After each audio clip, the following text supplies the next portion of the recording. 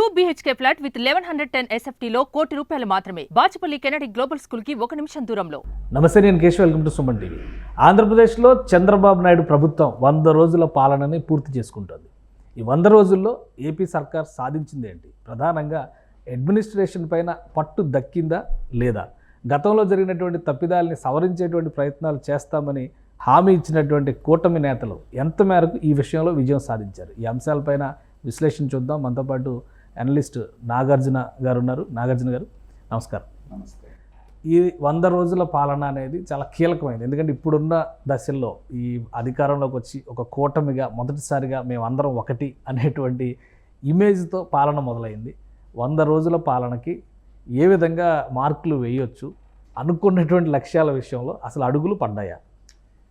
కేశవ్ గారు, ఇప్పుడు ఒక ప్రభుత్వం యొక్క పనితీరుని మనం అంచనా వేయటానికి 100 రోజులు అనేటువంటిది తక్కువ సమయం అయినప్పటికీ కూడా అన్నం అంతా ఉడికిందా లేదా అని చూడటానికి అంతా పట్టుకోవాల్సిన పని లేకుండా ఒక మెతుకు పట్టుకుంటే తెలిసినట్టుగా ఈ 100 రోజుల్లో ఈ సర్కారు మన మీద గమనించినప్పుడు ఒక రాజకీయ విశ్లేషకుడిగా నాకున్నటువంటి అభిప్రాయం ఒక్క మాటలో చెప్పాలి అంటే, 4వసారి ముఖ్యమంత్రిగా ప్రమాణ స్వీకారం చేసిన చంద్రబాబు నాయుడు గారికి 40 సంవత్సరాలు సుదీర్ఘంగా అనుభవం, 40 సంవత్సరాల పైన ఉన్నటువంటి చంద్రబాబు నాయుడు గారికి కూడా ఇప్పటికి కూడా ఎటు నుంచి మొదలు పెట్టాలి అనేటువంటిది పూర్తిగా అవగాహన రాలేదేమో అనిపిస్తోంది. ఎందుకంటే ఎందుకు కారణాలు ఏమైనా ఉన్నాయా? స్పెసిఫిక్ దానికి కారణాలు ఏంటంటే, ఎక్కడిదక్కడ అస్తవ్యస్తం అయిపోయి రాష్ట్రంలో ఉన్నటువంటిది అమరావతి అనేటువంటిది రాజధాని, 3 రాజధానులు అనేటువంటి మాటతోటి అమరావతి ఏమైపోయిందో తెలియలేదు. పోలవరం రివర్స్ టెండరింగ్ పేరుతోటి మొదలుపెట్టి అక్కడ ఉంది. అప్పుల కుప్పలాగా మారినటువంటి రాష్ట్రంలో బయటికి కనిపించే అప్పులు ఎంత, లోపల ఎంత ఉన్నాయి అనేటువంటిది శ్వేతపత్రాలు విడుదల చేయడానికి ఒక 1 నెల రోజులు గడిచిపోయింది. ఆ తర్వాత చంద్రబాబు నాయుడు గారు అంటేనే అడ్మినిస్ట్రేటర్ అనేటువంటి ఒక రెప్యుటేషన్ ఉంది ఆయనకి దేశవ్యాప్తంగా. సో పాలన మీద చాలా పట్టు ఉంటుంది. కానీ కామన్ మ్యాన్కి ఇవాళ, కామన్ మ్యాన్ దగ్గర నుంచి మాలాంటి రాజకీయ విశ్లేషకులకు దాకా అనిపిస్తుంది ఏంటంటే, ఇంకా పూర్తిగా యంత్రాంగం మీద గ్రిప్ రాలేదేమో అనేటువంటి అనుమానాలు కొంతవరకు అనిపిస్తున్నాయి. ఎందుకంటే 14 మంది ఐపీఎస్ ఆఫీసర్ని గాల్లో పెట్టాల్సినటువంటి పరిస్థితి వచ్చింది అంటే, ఆ తర్వాత 3 సార్లు ఐఏఎస్లను ఐపీఎస్లను మార్చిన తర్వాత కూడా మొన్న జరిగినటువంటి వరదల్లో, విజయవాడ వరదల్లో ముఖ్యమంత్రి గారు నీళ్ళల్లో దిగి నిల్చుంటే కానీ పని జరగనటువంటి పరిస్థితి. ఇవన్నీ చూసిన తర్వాత ఏంటంటే, ఈ 100 రోజుల్లో అసలు రాష్ట్రం ఎక్కడుంది, దాని యొక్క పరిస్థితి ఏంటనేది అసెస్ చేసుకోవడానికే సరిపోయింది అనిపించింది. కానీ అంటే 3 నెలలు సమయం, దాదాపు 3 నెలలు ఎక్స్ట్రా ఒక 10 రోజులు లెక్కేసుకుని చూస్తే కూడా చంద్రబాబు నాయుడు గారికి ఉన్నటువంటి అనుభవం రీత్యా, ఆయనకు ఉన్నటువంటి టీమ్స్ రీత్యా చూస్తే ఖచ్చితంగా ఒక కంట్రోల్, ఒక కమాండ్ అనేది వచ్చేసి ఉండాలి అనేటువంటి అభిప్రాయం ఉంది. అవును. కారణం ఏమై ఉంటుంది? ఎందుకు ఇంత అయోమయ స్థితి? అధికారుల విషయంలో వాళ్ళు సక్రమంగా బాధ్యతలు నిర్వర్తించట్లేదు అన్న విషయం చాలా చోట్ల తేటతెల్లం అయిపోతున్న పరిస్థితి కనిపిస్తుంది. దీనికి క్రెడిట్ నేను జగన్మోహన్ రెడ్డి గారికి ఇస్తాను. ఓకే. ఎందుకంటే చంద్రబాబు నాయుడు గారి వయసు అయిపోయింది. రేపు 24 ఎలక్షన్లకి ఆయనకి 74 ఏళ్ళ వయసు వస్తుంది. ముసలోడు ముసలోడు ముసలోడు అని అదే పనిగా వాళ్ళు మాట్లాడడానికి ఏంటంటే, అదొక మైండ్ గేమ్ ఆడారు వాళ్ళు.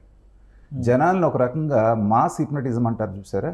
30 సంవత్సరాల పాటు జగన్మోహన్ రెడ్డి గారే ఇంకా ముఖ్యమంత్రి, ఈ రాష్ట్రానికి ఆయన తప్పితే ఇంకొక గతి లేదు అనేటువంటి మాట పదే పదే పదే అటు వాళ్ళ క్యాడర్లో, వాళ్ళ నాయకుల్లో, అదేవిధంగా ఐఏఎస్ ఐపీఎస్ ఆఫీసర్లను కూడా అదేవిధంగా జగన్మోహన్ రెడ్డి గారు నమ్మించగలిగారు. దాని మూలనే 2019 వరకు మంచి ట్రాక్ రికార్డు ఉన్నటువంటి ఆఫీసర్ జవహర్ రెడ్డి గారి దగ్గర నుంచి సునీల్ కుమార్ దాకా అందరూ కూడా మంచి ట్రాక్ రికార్డు ఉన్నటువంటి వాళ్ళు. తర్వాత ఎలాంటి పనులు చేశారో మనం చూసాం. కంపల్షన్ అయిపోయిందా లేకపోతే వాళ్ళంతా వాళ్ళు చేశారో అది సపరేట్ డిస్కషన్. కానీ ఒక రకమైనటువంటి పని విధానానికి అలవాటు పడ్డ తర్వాత వెంటనే మార్చుకొని రెండో పద్ధతికి రావాలి అనేటప్పటికి ఏంటంటే, ఈ టేక్స్ ఇబ్బంది పెడుతున్న అధికారుల్ని అక్కడి నుంచి తప్పించి బయటికి పంపించి కావాల్సిన అధికారులు తెచ్చుకోవడానికి అవకాశం లేదా సిస్టంలో? మీకు తెలుసు కదండి, మనకుండే ఐఏఎస్ ఐపీఎస్ ఆఫీసర్స్ మాత్రం మొత్తం కలిపితే హ్యాండ్ఫుల్ ఆఫ్ పీపుల్ ఉంటారు. అలా తీసుకుంటూ పోతే సగం మందిని పక్కన పెట్టాలి, మిగతా సగం మందితోటి పాలన చేయాల్సి వస్తుంది. కాబట్టి ఏంటంటే, ఇలాంటి పరిస్థితుల్లో ఒక సింపుల్గా 2 ప్లస్లేంటి మైనస్లేంటి, జరిగినటువంటి మంచి ఏంటి చెడు ఏంటి అని కనుక చూసుకుంటే, అదృష్టం కొద్దీ చంద్రబాబు నాయుడు గారి అవసరం ఉన్నటువంటి కేంద్ర ప్రభుత్వం అక్కడ ఏర్పడటం అనేటువంటిది ఆంధ్రప్రదేశ్కి ఒక రకమైనటువంటి వరంగా మనం భావించవచ్చు. దాంట్లో వెంటనే ఫస్ట్ బడ్జెట్లోనే 15,000 కోట్ల రూపాయలు అనేటువంటిది రాజధానికి కేటాయించడం, తర్వాత వైజాగ్ చెన్నై కారిడారు, హైదరాబాద్ బెంగళూరు కారిడార్ లాంటివి అనౌన్స్ చేయటం, తర్వాత ఔటర్ రింగ్ రోడ్ ఏదైతే ఉందో దాన్ని అప్రూవల్ చేయటం, అమరావతి ఔటర్ రింగ్ రోడ్, ఇలాంటి కొన్ని పాజిటివ్ సంకేతాలు జరిగినటువంటివి కేంద్ర ప్రభుత్వం వైపు నుంచి వచ్చినాయి. కానీ చాలామంది ఇండస్ట్రియలిస్టులతో కూడా చంద్రబాబు నాయుడు గారు వరుస భేటీలు నిర్వహించారు కదా, వాటి వల్ల ఏమి డబ్బులు రాలేటువంటి పరిస్థితి, రాష్ట్రానికి నిధుల వరద అనేటువంటి చర్చ జరుగుతూ ఉంది కదా. మీరు దాని విషయంలో చూస్తే అమరావతి ఉదాహరణగా తీసుకోండి. రియల్ ఎస్టేట్, చంద్రబాబు నాయుడు గారు అమరావతి రియల్ ఎస్టేట్ అనగానే ఆకాశంలోకి వెళ్ళిపోయింది. హనీ టవర్స్ అంటే గంట లోపల 1200 యూనిట్స్ అయిపోయింది. కానీ ఇవాళ చంద్రబాబు నాయుడు గారు 164 సీట్లతో వచ్చారన్నప్పటికీ కూడా అమరావతి రేట్లలో ఆ 6 రోజులు 10 రోజులు కొంచెం హైప్ కనిపించింది, కానీ ఇప్పుడు మళ్ళీ స్తబ్దంగా ఉంది. అంటే అంత అనుభవం నాయకుడు కూడా ఏం చేయగలుగుతాడా లేదా అనేటువంటి మీమాంసలో అటు ప్రజలు ఉన్నారు, ఇటు ప్రభుత్వం తన పనితీరును మెరుగుపరుచుకొని చూపించుకోగలిగితే మాత్రమే ఇది చేయగలరు. తర్వాత చంద్రబాబు నాయుడు గారి ముందున్న ఇంకో ఛాలెంజ్ ఏంటంటే 17 మంది ఏమాత్రం అనుభవం లేనటువంటి మంత్రులు, కొత్త మంత్రులు తీసుకున్నారు ఆయన. వాళ్ళలో ఫస్ట్ టైం ఎమ్మెల్యేలు అయిన వాళ్ళు కూడా చాలామంది మంత్రులు అయ్యారు. సో వీళ్ళందరినీ వాళ్ళ యొక్క రోల్ ప్లే ఎలా ఉండాలనేది నేర్పించి వాళ్ళని గాడిలో పెట్టడం అనేటప్పటికి ఏంటంటే అదొక పెద్ద ప్రహసనం అవుతుంది ఆయనకి. ఇప్పటిదాకా ఏమైపోయింది, మీరు రాజశేఖర రెడ్డి గారు వచ్చిన దగ్గర నుంచి ఇంకా మాట్లాడాలంటే చంద్రబాబు నాయుడు గారు అంతకుముందు ఉన్నప్పటి నుంచి కూడా మంత్రులు అనేటువంటి వాళ్ళందరూ కూడా నామకే వస్తే అయిపోయారు. ఈవెన్ ఒక ఎస్ఐ ట్రాన్స్ఫర్ కావాలన్నా కూడా అది చీఫ్ మినిస్టర్ ఆఫీస్ దగ్గర నుంచే జరిగితేనే జరుగుతుంది అనే పద్ధతికి వచ్చేసారు. దాంతో ఏంటంటే సీఎంఓ మీద విపరీతమైన అధికారాలు, పని భారం పడ్డది, మిగతా మంత్రులందరికీ పని లేకుండా పోయి, దాంతో వీళ్ళు ఇష్టం వచ్చినటువంటి దందాలు ఏవైతే ఇసుక దందాలు వెళ్దామా, ప్యాకెట్ క్లబ్బులు చూసుకునే పరిస్థితి, ఏదో పని ఉండాలి కదా, ఆ పని తిరిగి లేదని వీటి మీద కాన్సన్ట్రేట్. కాబట్టి 17 మందిని కొత్త టీం తీసుకున్నప్పుడు ఏంటంటే వాళ్ళకి వాళ్ళ రోల్ ఏంటనేది క్లియర్గా అవగాహన కల్పించి ఫ్రీ హ్యాండ్ ఇచ్చి హ్యాండ్ హోల్డింగ్ అనేటువంటిది ఒక 6 months 1 year దాకా చేసి అక్కడ నుంచి ఇండిపెండెంట్గా వదిలేయాలి. ఈసారన్నా జరుగుతుందేమోననే. అసలు సింపుల్గా చెప్పాలంటే ఈ 100 రోజుల్లో ప్లస్లు ఏంటి, మైనస్ అదేనండి. ఇప్పుడు విపక్షం అయితే చాలా దారుణంగా విమర్శిస్తుంది, మొత్తం సిస్టమ్ అంతా నాశనం చేసేసారు మీరు 100 రోజుల్లోనే. ఈ 100 రోజుల్లో కాబట్టి ఎవరు ఎక్కువ, కాబట్టి విపక్షం అలా మాట్లాడకపోతే మనం ఆశ్చర్యపోవాలి. వాళ్ళ రోల్ వాళ్ళు ప్లే చేస్తున్నారు. స్థూలంగా కనుక తీసుకుంటే ఇందాక నేను చెప్పినట్టుగా సెంట్రల్ గవర్నమెంట్ నుంచి నెల రోజుల లోపలే ఇలాంటివన్నీ కొన్ని పాజిటివ్ ఇది రావటం అనేటువంటిది రాష్ట్రానికి శుభ సంకేతం.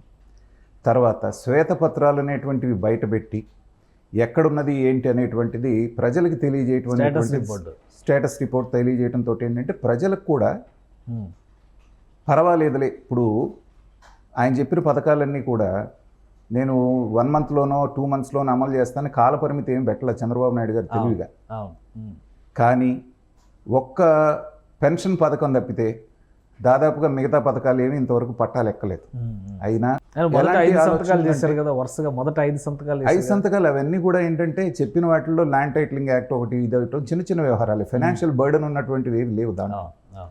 సో ప్రజలు కూడా అర్థం చేసుకొని ఏంటంటే తొందర ఏముందిలే అనేటువంటి, లేకపోతే ఈ పాటికి వాళ్ళ నుంచి విమర్శలు రావాలి.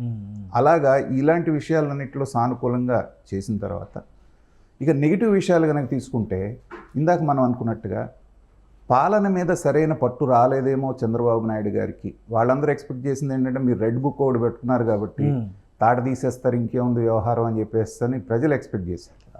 ప్రజలు కాకపోయినా ఒక సెక్షన్ వాళ్ళకు ఓట్లు వేసిన వాళ్ళ వరకు.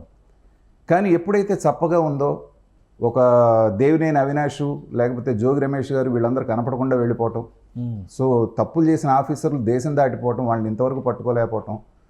ఆంధ్రప్రదేశ్ పోలీసులు అంటే భారతదేశంలో ఒకప్పుడు చాలా మంచి పేరు, చాలా డైనమిక్ పోలీస్ ఆఫీసర్స్. అలాంటి వాళ్ళు ఒక నిందితుడిని పట్టుకోలేకపోతున్నారు అంటే ఏంటంటే ఇప్పటికి కూడా జగన్మోహన్ రెడ్డి గారి ఇన్ఫ్లుయెన్స్ ఇంకా డిపార్ట్మెంట్ మీద పనిచేస్తుందా, ఇక్కడ నుంచి ఇన్ఫర్మేషన్ లీక్ అవుతుందా అనేటువంటి భావన చాలా మంది. గవర్నమెంట్ చెప్పింది కదా, చంద్రబాబు నాయుడు గారు అన్నారు కదా క్లియర్, ఇంటర్నల్ ఇష్యూస్ బయటకు వెళ్తున్నాయి, ఇన్ఫర్మేషన్ బయటకు వెళ్తుంది అన్నారు. సో అంటే ఇంకా ఆ సర్వైలెన్స్ అనేది స్టార్ట్ కాలేదు. కాకపోతే ఏంటంటే నాకున్న అవగాహన ప్రకారంగా ఇప్పుడు అది జరిగింది. ఎప్పుడైతే 14 మంది ఐపీఎస్ ఆఫీసర్ని గాలిలో పెట్టారో చర్యలు అనేటువంటివి మనం అనుకున్నంత ఈజీగా ఉండవండి.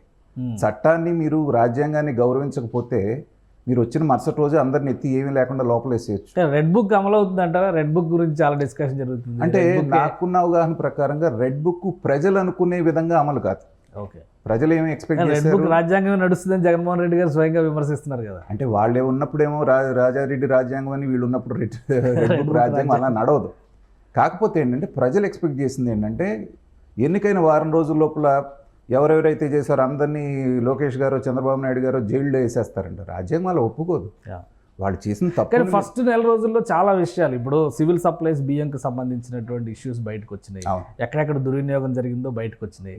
లీగల్గా ఎలాంటి అనుమతులు లేకుండా 23 జిల్లాల్లో పార్టీ కార్యాలయాలను వైఎస్ఆర్సీపీ నిర్మించింది అనేటువంటి విషయం బయటకు వచ్చింది. ఇల్లీగల్గా అంటే 5 సంవత్సరాల్లో టూరిజం ప్రాజెక్టులకు ఇచ్చినటువంటి కేటాయింపుల కంటే ఒకే ఒక్క ప్రాజెక్టుకి ఇచ్చినటువంటి కేటాయింపులు 500 కోట్లతో ప్యాలెస్ కట్టారని దేశవ్యాప్తంగా చర్చ అయింది. ఎక్కడ చేయడం లేవు కదా. నేననేది అదే, చర్య కూడా లేదు కదా దీన్ని. నేననేది అదే, ప్రజలు మనం చూసే దృష్టి వేరు ఉంటుంది, లీగాలిటీ వేరుగా ఉంటుంది. ఇందాక మీరు 23 జిల్లాల్లో ఏవైతే పార్టీ ఆఫీసులు మీరు మెన్షన్ చేశారో దాంట్లో ఒక ప్రొవిజన్ ఏముందంటే పార్టీ ఆఫీసులు కానీ లేకపోతే గవర్నమెంట్ కార్యకలాపాలకి ల్యాండ్ని నామినల్ రెంట్ అని ఉంటుంది. 1000 రూపాయలకి ఎకరం ఎట్లా ఇస్తారు అది ఇదని చెప్పారు. ప్రొవిజన్ ఉంది అది. ఆ ప్రొవిజన్ మీదే తీసుకున్నారు వాళ్ళు. కాకపోతే అధికారంలో ఉన్నాం కదా అని చెప్పేసి బిల్డింగ్ పర్మిషన్లు తీసుకోకుండా కట్టేశారు. కానీ కోర్టులు కూడా ఏమంటాయంటే ఇమీడియట్గా పడగొడతానంటే కోర్టులే కదా ఆపింది, తొందరపడి చర్యలు తీసుకోవద్దని. కాబట్టి మనం అనుకునేదానికి సిస్టమ్కి తేడా ఉంటుంది. ఓకే, ఇవాళ ఈ జత్వానీ కేసే తీసుకోండి, నెల 15 రోజుల నుంచి నడుస్తూ ఉంది.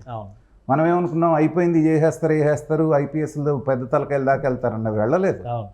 ఇవాళ నిన్నేం జరిగింది, అక్కడ ఉన్నటువంటి సిఐని డిఎస్పీని ఎవరినో ముందు వేటేశారు. ఆ తర్వాత ఇంట్రాగేషన్లో వాళ్ళకి సంబంధించిన ఏదైతే దొరికిందో పెద్ద తలకాయల దాకా వెళ్ళేటువంటిది ఇదొక ప్రొసీజర్. ఓకే, అట్లా కాకుండా డైరెక్ట్గా కొంత టైం పడుతుంది. అది ప్రజలకి ఏంటండి, చంద్రబాబు నాయుడు గారు ఏంటి అసమర్థుడా, లేకపోతే ఈయన ఏమన్నా అలసత్వంగా ఉన్నాడా, లేకపోతే లోపాయకారిగా వాళ్ళు ఏమైనా వెళ్ళి సరెండర్ అయ్యారా, ఇలాంటివన్నీ వస్తాయి. ఇది ప్రధానంగా ప్రజల దృష్టిలో చంద్రబాబు నాయుడు గారి ప్రభుత్వం చేయలేకపోయింది అనుకున్నది ఇదొకటి. రెండవది పథకాలు అనేటువంటివి అనౌన్స్ చేశారు. చేసినప్పటికీ ఫస్ట్ ఏదైతే ప్రజలకు ఉపయోగపడేటువంటిది ఏదైతే ఉందో పెన్షన్ అనేటువంటిది సక్సెస్ఫుల్గా చేస్తున్నారు. మిగిలినవి ఎప్పుడు చేస్తారు అనేటువంటి యాంబిగ్విటీ ఒకటి మెయింటైన్ చేస్తున్నారు. జగన్మోహన్ రెడ్డి గారు ఎక్కడికి వెళ్ళినా నీకు 15,000 నీకు 15,000 నీకు 15,000 ఆయన ఒక పాట పాడుతున్నారు. మొదలుపెట్టారు కదా తల్లికి వందనం ఏదో చేయాలని. నేననేది ఏంటంటే ప్రభుత్వానికి ప్రజలకి అవగాహన అయ్యేటట్టు చెప్పండి. మీరు శ్వేతపత్రాలు రిలీజ్ చేశారు, తల్లికి వందనం అనేటువంటిది ఇప్పుడున్న పరిస్థితుల్లో మేము చేయలేము. ఎందుకంటే జగన్మోహన్ రెడ్డి గారు కూడా 2014లో అధికారంలోకి వచ్చిన తర్వాత 2020 జూన్ నుంచి ఆయన అప్లై చేశాడు దాన్ని. సో ఆయన కూడా దాదాపు 9 నెలల నుంచి సంవత్సరం రోజులు టైం తీసుకున్నాడు. కానీ ఇప్పుడేమంటున్నాడు, మీరు రాగానే చేయాలంటున్నాడు. దీన్ని మీరు జాబ్ క్యాలెండర్ ఎలా అయితే ప్రకటిస్తూ ఉన్నారో పథకాల క్యాలెండర్ ప్రకటించండి. ఓకే, సో ఈ పథకం ఫ్రీ బస్సు ఇదిగో ఈ నెల నుంచి చేస్తాము, తల్లికి వందనం ఒకవేళ మీకు ఆర్థిక భారం అయింది, రేపు దసరా సెలవుల తర్వాత ఒక్క వ్యక్తికి మాత్రం ఒక పిల్లాడికి వేస్తాము ఆర్థిక పరిస్థితి దృష్ట్యా, వచ్చే అకాడమిక్ ఇయర్ నుంచి ఎంతమంది ఉంటే అంతమందికి చేస్తాం అన్నప్పుడు ఏంటంటే మీకు దాదాపు 1 సంవత్సరం గ్యాప్ దొరుకుతుంది విండో. అలా కాకుండా అసలు దాని మీద మాట్లాడలేదనుకోండి ఇది ఒక ఫెయిల్యూర్ లాగా ప్రజలకు కనపడుతుంది. ఓకే, అలాగే నిరుద్యోగ వృత్తి, నిరుద్యోగులకి ఇవాళ వృత్తి ఇవ్వకపోతే ఇవాళ వాళ్ళు ఏమీ తలకిందులు అయిపోయే సమస్య లేదు. జనవరి నుంచో లేకపోతే ఇంకో ఎన్నికల హామీ ఇచ్చారు కానీ చేసి తీరాల్సిందే అంటారు. అంటే ఎన్నికల హామీ, నేను అదే అంటున్నాను, ఎన్నికల హామీలో ఫలానా రోజు, ఇప్పుడు ఇక్కడ రేవంత్ రెడ్డి గారు ఏమన్నారు, వచ్చినటువంటి 100 రోజుల్లో నేను చేస్తాను ఒక కాల పరిమితి పెట్టారు. సో ఆగస్టు 15వ తారీఖు నాటికి నేను ఇది చేస్తాను రుణమాఫీ అన్నాడు, చేశారు. అలాగా మీరు కూడా స్పెసిఫిక్ డేట్ ప్రకటించండి. ఓకే, అప్పుడు ప్రజలకి ఇబ్బంది లేకుండా ఉంటుంది. ప్రతిపక్షం ఖచ్చితంగా దాన్ని ఎన్కాష్ చేసుకోవాలనుకుంటుంది. కానీ మీరు టైం బౌండ్గా ప్రకటించారు, ఆ టైంకి మీరు తల తాకట్టు పెట్టైనా దాన్ని పూర్తి చేయండి. ఎందుకంటే ఇప్పుడు 100 days మీద చంద్రబాబు నాయుడు గారు ఒక మీటింగ్ కూడా ఆర్గనైజ్ చేశారు. 100 days మీద ప్రోగ్రెస్ రిపోర్ట్, ఈ 100 daysలో మేము ఏం చేసాం అనేది ప్రజలకు చెప్తాం అంటారు. ఏం చెప్పడానికి అవకాశం ఉంది ఇందులో? చాలా చెప్తారండి. ఇప్పుడు చెప్పడానికి ఏంటంటే వాళ్ళు చేసిన చిన్న ఇప్పుడు విపత్తును బ్రహ్మాండంగా ఎదుర్కొన్నామని చెప్పేసి అని, లేకపోతే మిగతావి చిన్న చితక అడ్మినిస్ట్రేషన్ ఇది చేశాము, రోడ్లు మరమ్మతులకి నిన్నేదో ఫండ్స్ రిలీజ్ చేశారు, ఇలాగ చేసుకుంటే కాగితం మీద తీసుకుంటే 100 స్కూల్స్ స్టెబిలైజ్ చేయడానికి కూడా ఫండ్స్ రిలీజ్ చేశారు. Release చేశామని అమరావతి చెప్పేసి. కౌలు డబ్బులు రిలీజ్ చేశారు. అలానే అమరావతిలో ఆగిపోయినటువంటి కోర్టు భవనాలకు సంబంధించి న్యాయ కొంత విభాగానికి release చేశారు. దానికి సంబంధించి 200 కోట్లు రిలీజ్ చేస్తున్నాం అన్నారు. అమరావతిలోనే హెచ్ఓడి టవర్స్కి సంబంధించి కొత్తగా టెండర్స్ కాల్ఫర్ చేస్తున్నారు, ఉన్నారు. దాని నోటీస్ ఇచ్చారు. అయితే ఇవన్నీ సక్సెస్ స్టోరీస్ కింద చెప్పుకోవచ్చా? వీటిల్లో ఏది ప్రజలకి బాగా కనిపించేది ఉండదు. ఓకే, ఇప్పుడు ఇవన్నీ ఏంటంటే నిజంగానే ఇవన్నీ మంచి పనులే, కానీ ఆ సూపర్ 6 అనే హామీలు ఏవైతే ఉన్నాయో నాకేం వస్తుంది అనేది ఆలోచిస్తారు ప్రజలు అంతవరకు. వీటిలో. ఇప్పుడు మన ఆంధ్రప్రదేశ్ని సక్సెస్ఫుల్గా ఇప్పుడు విషయం మాట్లాడితే మనందరికీ తెలుసు, చంద్రబాబు నాయుడు గారు సంస్కరణవాది. ఇవాళ కష్టపెట్టిన ప్రజల్ని రేపు సుఖపడతారు. ఇప్పుడు విద్యుత్ సంస్కరణలు చూసాం మనం. కానీ సక్సెస్ఫుల్గా అలాంటి రాజకీయ నాయకుడిని కూడా జగన్మోహన్ రెడ్డి గారి కంటే ఎక్కువ పథకాలు ఇచ్చేటువంటి స్థాయికి మనం తీసుకొచ్చేసారు. అవును, ఆయన 1 ఇస్తానంటే నేను 3 ఇచ్చే స్థాయికి. అవును. కాబట్టి ఏంటంటే ఆయన ముందున్నటువంటి పెద్ద ఛాలెంజ్ మిగతాది కంపెనీలను తీసుకురావడం, డెవలప్మెంట్ చేయడం అనేటువంటిది చంద్రబాబు నాయుడు గారికి అది వెనతో పెట్టిన అడ్మినిస్ట్రేషన్లో భాగంగా వెళ్ళిపోతారు. కానీ ఇవాళ ఆయన ముందున్నటువంటి బిగ్గెస్ట్ ఛాలెంజ్ ఏంటంటే ఈ పథకాలు అమలు చేయడం. తర్వాత నేను చాలా డిబేట్స్లో కూడా చెప్పాను, మీరు సంపద సృష్టించి మేము ఇస్తాం అంటున్నారు. సంపద ఇదేం అల్లావుద్దీన్ అద్భుత దీపం కదా, ఇలా అనగానే రేపు రావడానికి. మీరు ఎంత కష్టపడ్డా డే అండ్ నైట్ కనీసం 1.5 years to 2 years పడుతుంది మీ రెవెన్యూస్ పెరగడానికి.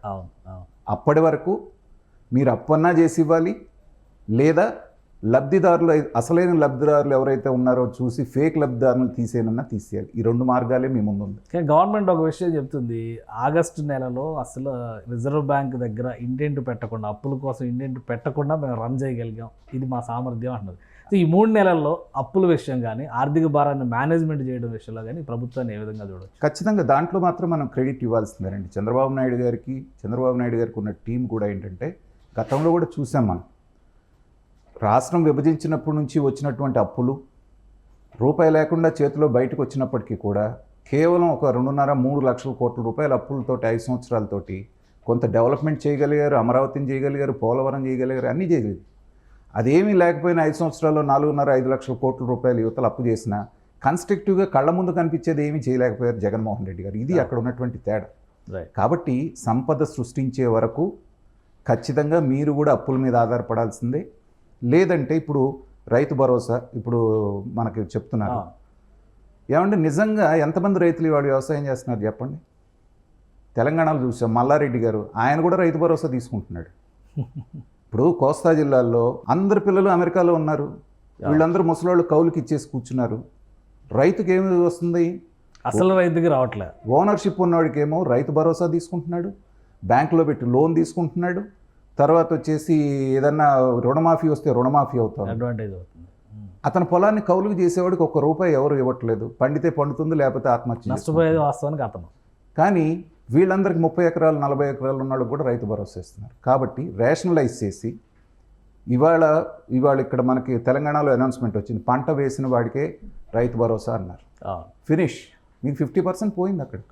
ఎడిషనల్ బర్డన్ లేకుండా. ఓట్లు కూడా పోతాయి కదా అలా అంటే 5 సంవత్సరాల తర్వాత అండి. నేను ఇక్కడే మనకి ఆంధ్రప్రదేశ్ ప్రజల విషయంలో నేను మెచ్చుకుంటుంది, ఎందుకంటే మీరు ఎన్ని పథకాలు చెప్పినా, ఇప్పుడు కూడా చెప్తున్నాను, పథకాలకు ఆకర్షితులైన 40% మంది ఇవాళకి కూడా జగన్మోహన్ రెడ్డి గారే వెనకాలే ఉన్నారు. అండర్లైన్ చేసుకోవాలి. పథకాలు తీసుకున్న వాళ్ళు చంద్రబాబు నాయుడుకి చేసింది 2-3%. మీకు ఓట్లు వేయని వాళ్ళ కోసం అదనపు భారం నెత్తినెత్తుకొని అప్పులు చేసి వాళ్ళని పోషించబోతున్నారు మీరు. ఓకే, కాబట్టి అది మాకు వద్దు. రాష్ట్రం అభివృద్ధి కావాలన్న 60% ఉన్నారు ఇంకో పక్కన, వాళ్ళని దృష్టిలో పెట్టుకొని పనిచేయండి మీరు. మీరు అభివృద్ధి చేస్తే ఈ 60% మీ పక్కనే ఉంటారు, ఈ 40%తో పని లేదు. అలానే ఎగ్గొట్టమని నేను చెప్పట్లా, రేషనలైజ్ చేయండి. ఓట్లు రాజకీయం అనేటువంటిది, ఓట్లు అనేటువంటి కాన్సెప్ట్తో ఆలోచించకుండా ప్రజా సంక్షేమం, రాష్ట్ర సంక్షేమం గురించి ఆలోచిస్తే ప్రజలు నెత్తిన పెట్టుకుంటారు. సో ఈ రెండింటిని కంపేర్ చేసి చూసినప్పుడు విపక్ష నేతగా జగన్మోహన్ రెడ్డి గారికి ఎలాంటి రేటింగ్ ఇవ్వచ్చు? మీరు మళ్ళీ అంటే బాధపడతారేమో కానీ నా దృష్టిలో, ఎందుకంటే I'm a political science student, masters చేశాను. చరిత్రలో మన ఇక్కడ స్వతంత్రం వచ్చిన దగ్గర నుంచి అన్ని రాష్ట్రాల్లో జరిగినటువంటి అన్నిటినీ నేను స్టడీ చేశాను. ఇలాంటి నాయకుడు నాకు చరిత్రలో ఎక్కడ కనిపించలేదండి. ఎందుకంటే మీరు నిజంగా చెప్పాలంటే జగన్మోహన్ రెడ్డి గారు 100-150 Guinness book of world records ఆయన స్థాపించారు. మనం ఎవరు గమనించట్లా. సర్వే రాళ్ల మీద బొమ్మ వేసుకున్నటువంటి ముఖ్యమంత్రి ప్రపంచంలో ఎవరైనా ఉన్నారు? కిమ్ కూడా లేడు. అలాగే వెళ్తున్నప్పుడు రోడ్లకు చెట్లు కొట్టించేసినటువంటి ముఖ్యమంత్రి ఎక్కడ ఉన్నాం? ఇలా నన్ను చెప్పమంటే 100 చెప్తాను. ఓకే. ఇవి ఎవరు గమనించలే. అంటే he's a person with different kind of mind set. So నేను అనుకున్నది అక్కడ జరగాలి. లేకపోతే విఘ్నులైనటువంటి వాళ్ళు ఎవరైనా ఇప్పుడు తెలంగాణలో చూసాం 6 నెలల వరకు పెద్దగా గవర్నమెంట్ మీద పడల ప్రతిపక్షం కూడా, కొంత వాళ్ళకి టైం ఇచ్చారు. మనకి 2వ రోజు నుంచే వినుకొండలో ఒక హత్య జరిగితే ఢిల్లీకి వెళ్ళి అక్కడికి వెళ్ళి 36 మంది అని చెప్పి చంపేశారని 36 లిస్ట్ ఇవ్వండి అంటే ఇవ్వకుండా వచ్చేసారు. సో కాబట్టి జగన్మోహన్ రెడ్డి గారికి రేటింగ్ ఇవ్వాలంటే ప్రస్తుతానికైతే నేను 20-25% కంటే ఇవ్వలేనండి. ఓకే. అది కూడా ఏంటంటే కాస్త కూస్త ప్రజల్లోకి వెళ్తున్నారు కాబట్టి.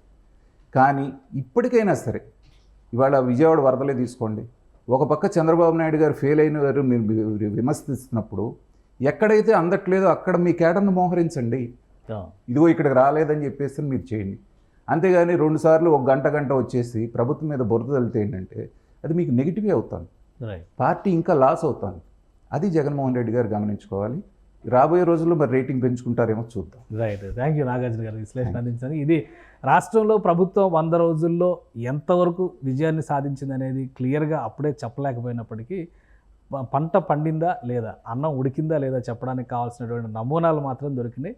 భవిష్యత్తుకు కావాల్సినటువంటి ప్రణాళికని అమలు చేసేటువంటి క్రమంలో చంద్రబాబు నాయుడు ప్రభుత్వం తీసుకుంటున్నటువంటి నిర్ణయాలు కొంతవరకు రాష్ట్ర ప్రజానీకానికి ముఖ్యంగా ఆర్థిక వ్యవస్థకి ఉపశమనం కలిగించే విధంగానే ఉన్నాయని నాగార్జున గారు చెప్తున్నారు. అలానే ఇచ్చిన హామీలు నెరవేర్చడం పైన ఒక ప్రత్యేకమైన క్యాలెండర్ అనౌన్స్ చేస్తే ప్రజలకి మరింత పాజిటివ్ సంకేతాలు ఇచ్చిన ప్రభుత్వం అవుతుందని ఆయన విశ్లేషిస్తున్నారు. ఇది special discussion. Keep watching. Suman టీవీలో మీ పర్సనల్ అండ్ బిజినెస్ ప్రమోషన్స్ కోసం కింది నెంబర్కి కాంటాక్ట్ చేయండి.